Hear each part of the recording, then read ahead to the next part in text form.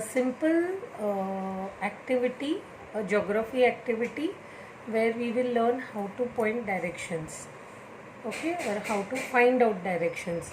अभी देखो ये मेरे घर में सनलाइट इस पेपर पर आ रही है, ठीक है. तो मैंने यहाँ पे सन ड्रॉ किया है, आधा सन ड्रॉ किया है. सो जिस डायरेक्शन से सन आता है उसको बोलते हैं ईस्ट डायरेक्शन. ये साइड वाला ईस्ट डायरेक्शन यानी कि पूरब दिशा. तो अब मैं क्या करूँगी, एक सिंपल स्लीपिंग लाइन ड्रॉ करूँगी, ठीक है. और जो साइड सन को फेस कर रहा है उसको लिखूँगी ईस्ट, EAST, ईस्ट.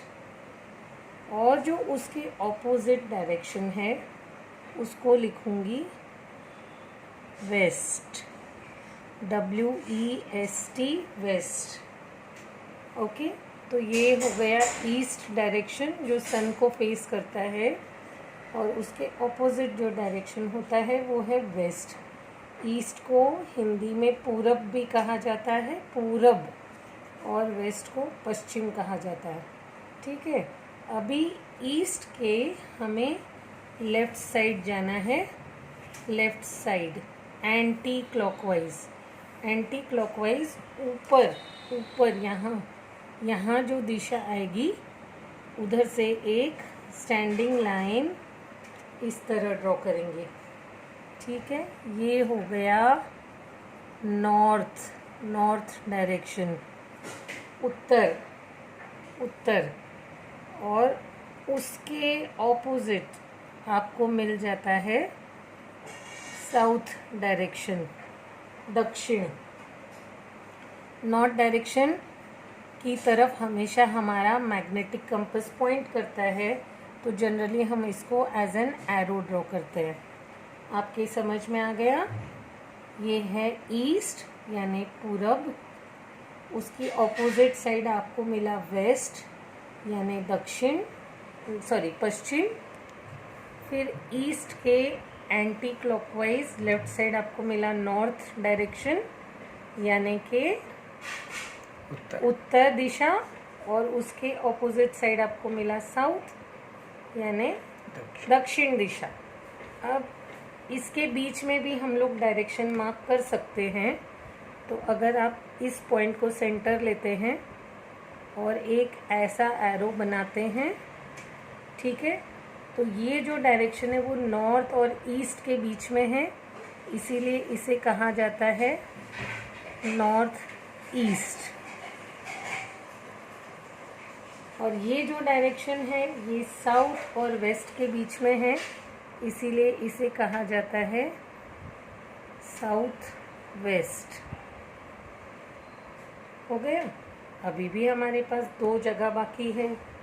तो अब यहाँ पे हम लोग इसी सेंटर को पकड़ के और एक लाइन ड्रॉ करेंगे, ठीक है.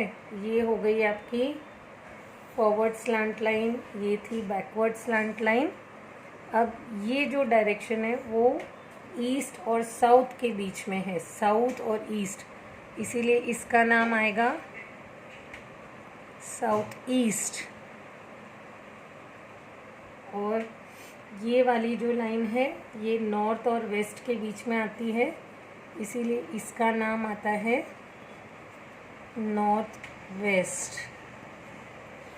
इस तरह हम लोग मेन 4 डायरेक्शंस दिखा सकते हैं, ईस्ट, वेस्ट, नॉर्थ, साउथ. और उनके सब डायरेक्शंस आते हैं नॉर्थ ईस्ट, क्योंकि ये नॉर्थ और ईस्ट के बीच में होता है. साउथ ईस्ट क्योंकि वो साउथ और ईस्ट के बीच में होता है. साउथ वेस्ट और नॉर्थ वेस्ट. साउथ और वेस्ट डायरेक्शन के बीच में होता है नॉर्थ वेस्ट. नॉर्थ और वेस्ट के डायरेक्शन के बीच में होता है. ये आपको मिल गई आपकी 8 दिशाएं.